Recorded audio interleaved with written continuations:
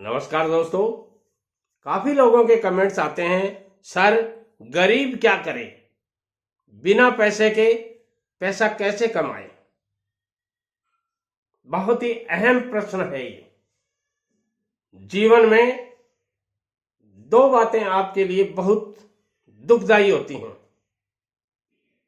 पहली बात, खाली जेब का होना। सबसे बड़ा रोग है ये। जिस आदमी ने इस रोग को भुगता है वो आदमी जानता है कि जब जेब खाली होती है, कुछ नहीं होता जेब में, तब क्या हालत होती है, और जब जेब भरी होती है तब क्या हालत होती है। पहली बात। दूसरी बात, हमेशा आपके असफलताओं के ढोल वहीं बजाते हैं जो आपके अपने होते हैं। चटकारे लेकर बात करते हैं। आज फला चोरे का रिजल्ट आया है, क्या हुआ, होना क्या था, वो तो फेल होना ही था। हमें तो पहले ही पता था, भाई साहब को बोला था, क्यों पढ़ाते हो। ये कौन कहता है? सबसे पहले वही कहता है जो आपका अपना होता है।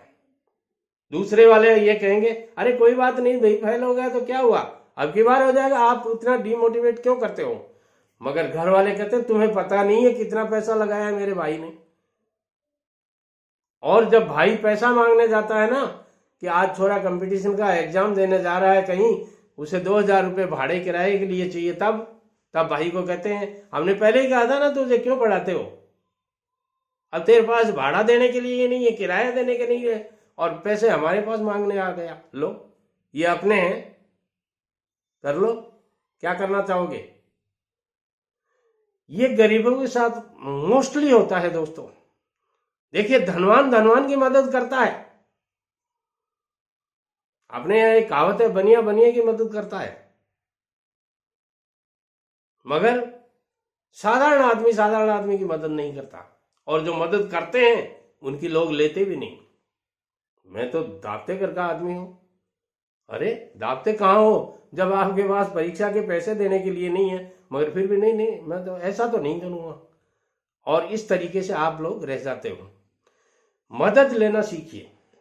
जब तक आप किसी की मदद नहीं लेंगे, हेल्प नहीं लेंगे, जो चीजें आपको नहीं आती, मैं आपको इस वीडियो में 10 मिनट का वीडियो आगे और होना है, इसलिए भागिए मत। ये आप कहेंगे, दादाजी ये बातें तो हम सब जानते हैं। अरे बेटे लोग, आप जानते तो हो, मगर इन बातों को पहचानते नहीं हो, कभी रूबरू नहीं हो इन बातों से। 5 लोगों के पास आपको हमेशा बैठना चाहिए। कौन से 5 लोग? वो 5 लोग जिनमें से पहला वो आदमी है जो टारगेट आपने अपना अचीव किया, बनाया है अपना टारगेट कि अपने को ये बनना है। ऐसा वो आदमी होना चाहिए जो इस मामले में सफल है, इस बिजनेस में सफल है। यदि आप ठेकेदारी करना चाहते हैं तो किसी ठेकेदार के पास, अच्छे ठेकेदार के पास रोज जाना शुरू कीजिए। धीरे धीरे आप समझने लग जाएंगे ठेकेदारी बिजनेस कैसे होता है, ठेकेदारी बिजनेस में क्या क्या दिक्कतें आती हैं, ठेकेदार कितना कमाते हैं, ठेकेदारों के पास कितना पैसा होता है, और जब पैसे की समस्या आती है तो ठेकेदार लोग क्या करते हैं। ये बातें आपको तभी मिलेंगी जब आप किसी ठेकेदार के पास नजदीक से जाओगे। मंदिर में मूर्ति के दर्शन आपको तभी होंगे जब आप मंदिर की सीढ़ियों पे चढ़ोगे, उसके बाद में थोड़ा दिखने लगेगा आपको। और जब आप मंदिर के अंदर, भवन के अंदर जाएंगे तो आपके पूरे दर्शन होंगे। वैसे ही आप किसी के पास जब नजदीक से जाएंगे तभी आपको उस मामले में प्रॉपर नॉलेज मिलेगा। दूसरा, यदि आप सर्विस लगना चाहते हैं, कोई भी सर्विस की तैयारी कर रहे हैं, तो मान लीजिए आप कोई बैंक के पीओ की तैयारी कर रहे हैं, उसकी पोस्ट पे जाने के लिए आप आतुर हो रहे हैं, तैयारियां कर रहे हैं, तो केवल पढ़ने से कुछ नहीं होगा। पढ़ने से ही कुछ होता, अकेले पढ़ने से तो बहुत से लोग पढ़ के आपसे पहले लग जाते। नहीं, कुछ बातें ऐसी होती हैं, कुछ जो आपको सीखनी होती हैं। कैसे एक पीओ की ड्रेसिंग होती है, ड्रेस कैसी होगी उसकी, उसका बोलने चालने का तरीका कैसा होगा, उसको काम करने का तरीका कैसा होगा, ये सब आपको सीखना पड़ेगा। हाँ, कंपटीशन की जो तैयारी है उसके लिए आपको पढ़ना ही पड़ेगा, मगर उसके साथ भी क्या क्या, कौन सा सिलेबस पढ़ना है, ये बातें आपको कौन बताएगा? वही बताएगा जिसने पीओ की एग्जाम तोड़ी है, क्रैक की है। यही हालत आपके पास में और तरीके से आती है। पैसा कैसे कमाया जाता है, पैसा कहां से आएगा, इन बातों में आपको 5 चीजों का ध्यान रखना पड़ता है। पहला, हाउ टू अर्न मनी, पैसा कैसे कमाएं। दूसरा, पैसा तो सब कमाते हैं, बिना पैसा कमाए रोटी कैसे मिलेगी, खाना कहां से मिलेगा, मगर ज्यादा से ज्यादा पैसा कैसे कमाएं। एक आदमी दिहाड़ी मजदूरी करने जाता है, 300 रुपए लेकर आता है, और वहीं उसके साथ का साथी दिहाड़ी मजदूरी करता है मगर 700 रुपए रोज का लाता है। ध्यान से सुनिए, एक सब्जी का ठेला लगाने वाला 1000 रुपए रोज लाता है, और वही सब्जी, वही बाजार, वही मार्केट, और उतने ही घंटे काम करके दूसरा आदमी 2000 रुपए लेकर के आता है। कारण क्या है?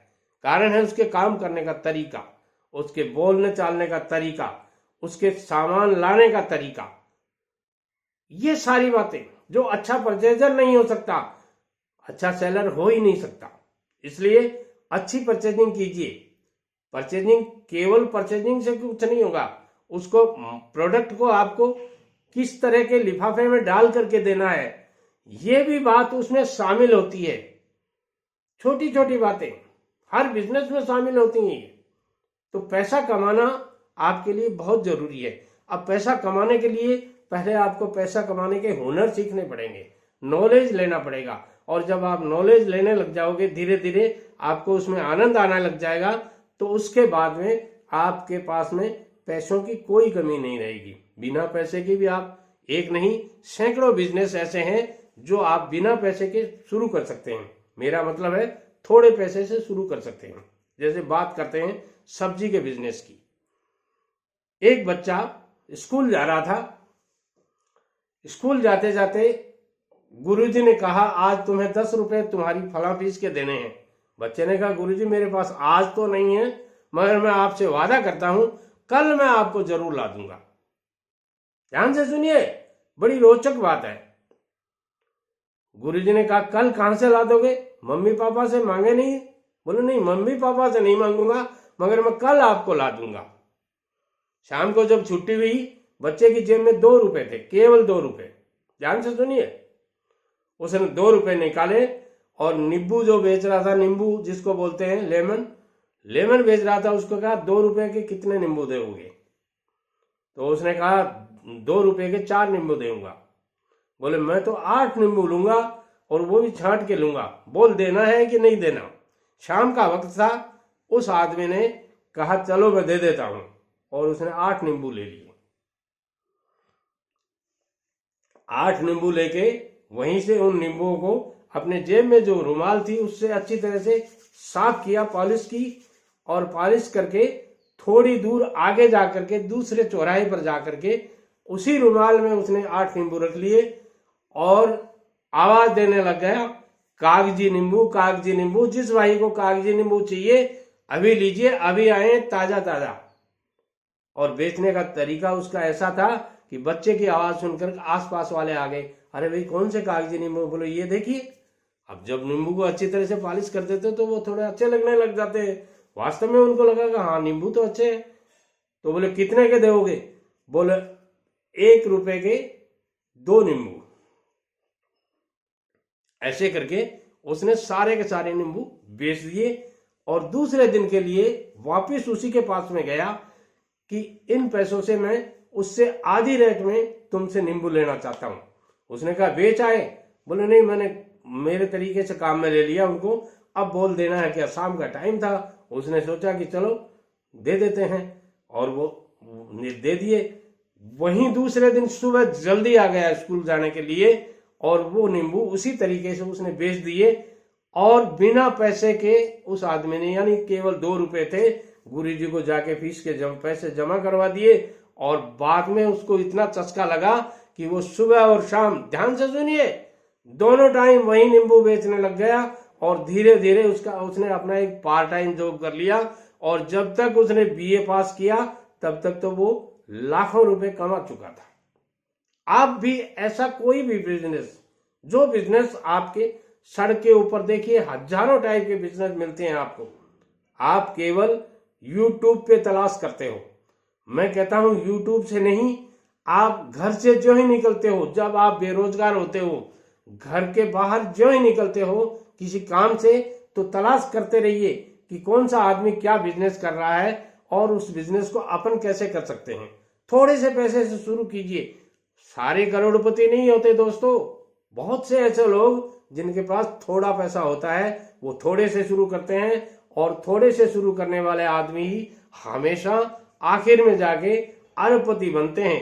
आप भी बन सकते हो इस तरह के बिजनेस करके, और वो बिजनेसेस आपके आसपास, आपके आजू बाजू बहुत मिल जाएंगे। दोस्तों, साख बनाने में, इमेज बनाने में, गुडविल बनाने में कई साल लगते हैं, और उसे गंवाने में चुटकियों का काम है। कोई भी बिजनेस आप करते हैं उसमें आप अपनी इमेज बनाइए। जब तक आप अपनी इमेज नहीं बनाएंगे उस बिजनेस में, उस सर्विस में अच्छा पैसा नहीं कमा पाएंगे। और यदि आपको अच्छा पैसा कमाना है तो आप बहुत कुछ कर सकते हैं, और बहुत कुछ करने के लिए कुछ नहीं, केवल आपको सब्र की जिंदगी जीने की आदत होनी चाहिए। कम पैसे में ज्यादा खुश कैसे रह सकें, यह तरीका आपको सीखना पड़ता है। यह तरीका आपको अपने घर में यूज करना पड़ता है, और धीरे धीरे जब आप कम पैसे में जीना शुरू कर देंगे, उसी बचे हुए पैसे से आपका फंड वैल्यू एक तैयार हो जाएगा। जैसे मान लीजिए आप 10,000 रुपये घर वालों के लिए खर्चा करने के लिए देते हैं, उन्हें थोड़ी सी आदत डालिए। अपनी मैडम जी को, श्रीमती जी को कहिए कि इनमें से आप कितना % बचा सकते हैं। और 10,000 का 10% बचाना बहुत मुश्किल नहीं होता है, बड़ा इजी है, बचा सकती हैं वो। और 1,000 रुपया हो गया वो, और वो 1,000 रुपये का मतलब साल के उन्होंने 12,000 रुपये कमा लिए, और वो 12,000 रुपये अगली साल के लिए आपके किसी बिजनेस में काम आ सकते हैं। इसी तरह यदि आप कम पढ़े लिखे हैं, कम बचत है आपके पास, पैसा कम है, तो आप इस तरह अपने नए से नया बिजनेस शुरू करके अच्छा पैसा कमा सकते हैं। वीडियो पसंद आता है लाइक, शेयर और कमेंट कीजिएगा। और आपका इस संबंध में, इस वीडियो से संबंधित कोई भी कमेंट हो तो जरूर लिखिएगा। नमस्कार।